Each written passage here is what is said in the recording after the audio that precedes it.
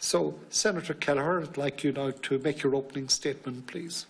Thank you very much, and thank you very much, Cathaoirleach and the members of the committee for making space for giving detailed scrutiny to this bill, and obviously my fellow co-sponsor at the other side of the table, Senator Francis, for being such a supportive person, and the fellow members of the Civil Engagement Group.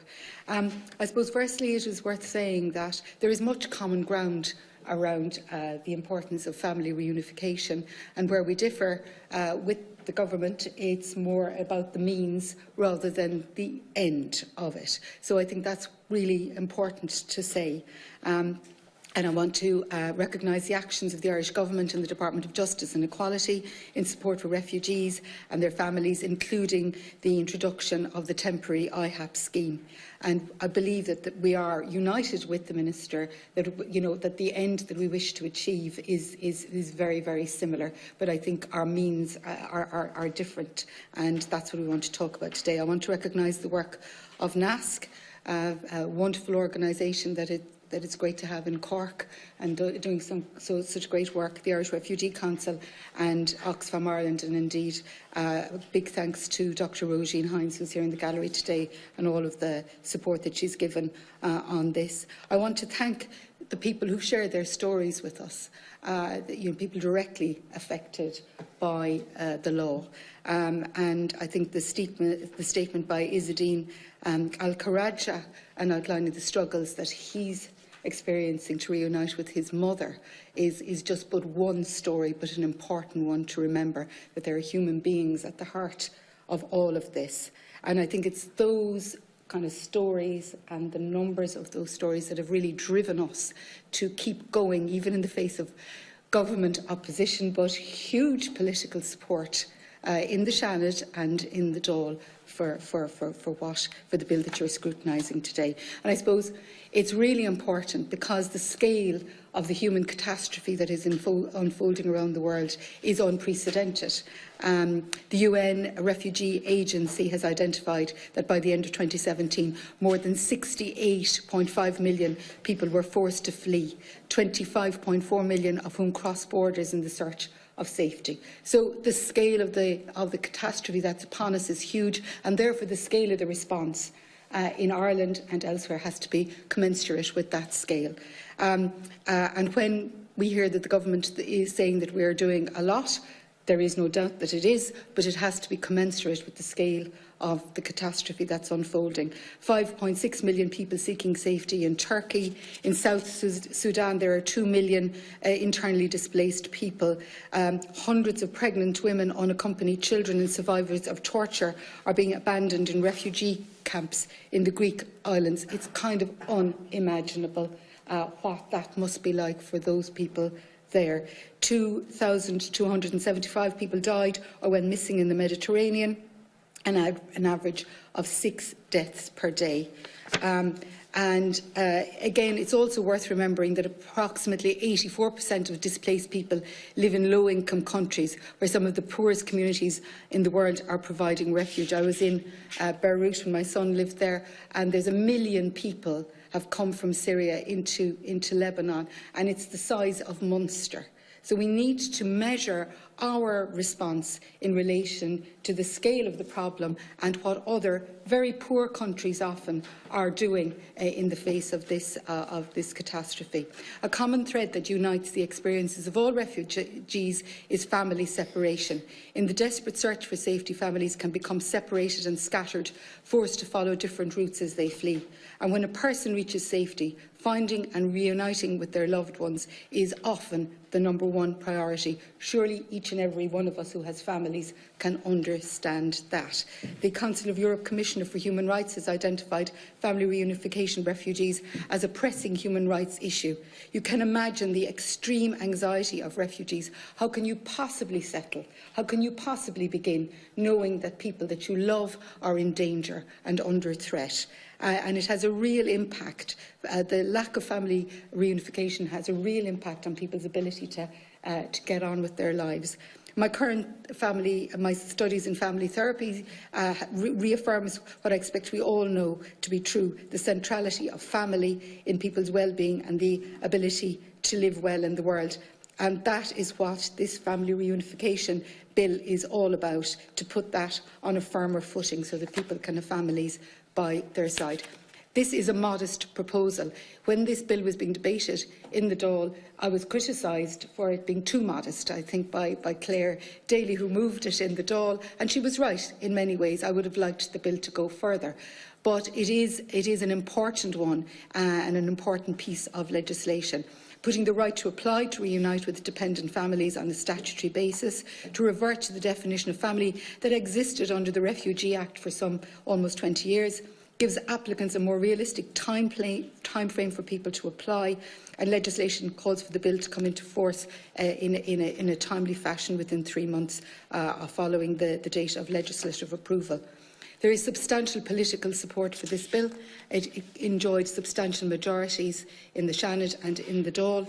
And the small changes represented in this bill are necessary because of the restrictions introduced in the International Protection Act, mean that refugees or persons with subsidiary protection currently have a statutory right to apply to reunite with a very restricted category of family members, and the 12-month time limit is posing huge difficulties, and NASC and the Irish Refugee Council will elaborate on that. So when we think of our children, for instance, who would here believe that they are fully independent at 18? I have a 28-year-old daughter and we're about to put her on our insurance. My son is studying, we're still helping him out. Do we know of parents who financially rely on their adult children? Each and every one of us will know people. Our elder brothers and sisters who, through circumstances and chance, are the carers of their younger siblings. Relationships of dependency do not fit into the neat confines of the 2018 Act. IREC supports our view that in their comprehensive analysis, IREC describes the removal of the right to apply for family reunification for extended family members and the introduction of statutory time limit as retrogressive. So our bill would be in line with the recommendations that IREC made in the report that they made last year. There was much debate, much made play by the Minister on that our bill would deny discretion. We do not believe so. Our bill sits well alongside discretionary programmes like IHAP. It doesn't in any way preclude them. But reliance on discretion alone creates uncertainty for refugees and their families. So that is why we make the proposals that we do in the bill. This is not an either-or situation. You can have rights and discretionary programmes. They are not counter to each other. Indeed, I would welcome broadening IHAP, but it has critical limitations. It is temporary, and, for example, many people who are in need fall outside of the 10 countries specified in that particular programme. A big concern, and it crept into the debate at later stages by the Minister, was the sense that any moves on migration was problematic per se. And I want to challenge arguments put forward in the course of the debate that migration and diversity are problematic per se and divisive. Specifically, I want to challenge the suggestion made by the Minister in the course of the debates on the bill that the arrival of more refugees in Ireland would provoke a political and social backlash similar to what we've witnessed in some European countries. My own lived experience challenges that. I was an emigrant in London for 17 years. I was a net contributor. I did sign on at the beginning, but I paid far more taxes in the long run in the 17 years that I was there. My children went to a state primary school in not very affluent Tottenham. 31 languages were spoken at the school where my children attended. They included my own, had parents with roots from all over the world. We were people escaping danger, poverty and mass unemployment in my case. And in fact, Fiona and I lived in a very similar part of London, as we discovered. I recall with real fondness my children's friends and schoolmates all learning and playing together. Crowland School was London Borough of Haringey at its best. Our home and school were in a constituency, although poor, voted overwhelmingly to remain. So this notion that diversity and migration automatically causes people to pull up the drawbridge is not the case in that situation. Government action in doing all that is possible in response to refugees and their families in a generous and welcoming way, as the Family Reunification Bill proposes, is the strong and moral thing to do. It can also be the popular thing to do.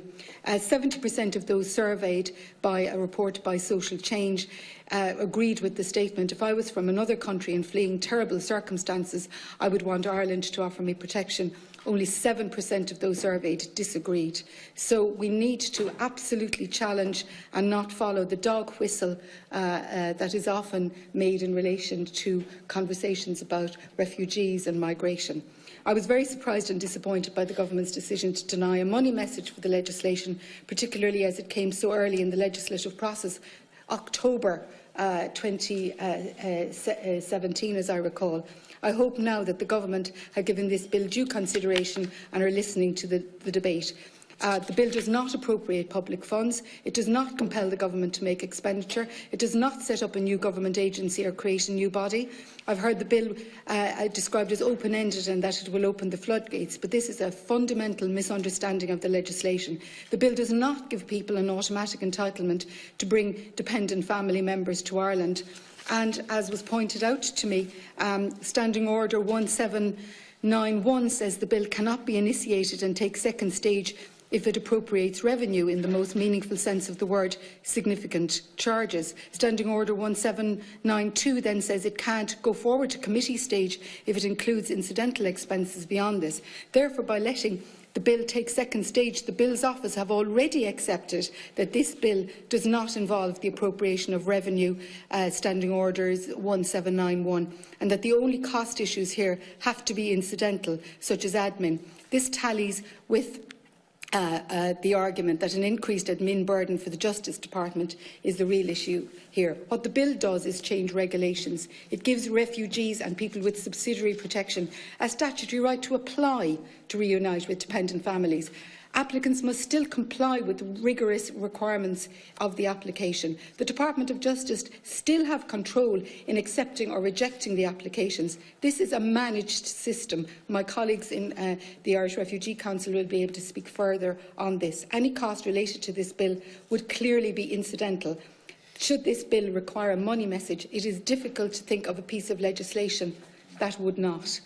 The International Protection Bill the Family Reunification Bill is a timely, humane, modest piece of legislation which falls well within the resources of government that it has available to it. And I'm thankful to the members of both houses for their continued and overwhelming support for the legislation, and I am hopeful that we can resolve the money message issue as soon as possible and enact the urgent change that is so desperately needed for refugee families. Thank you very much for your hearing.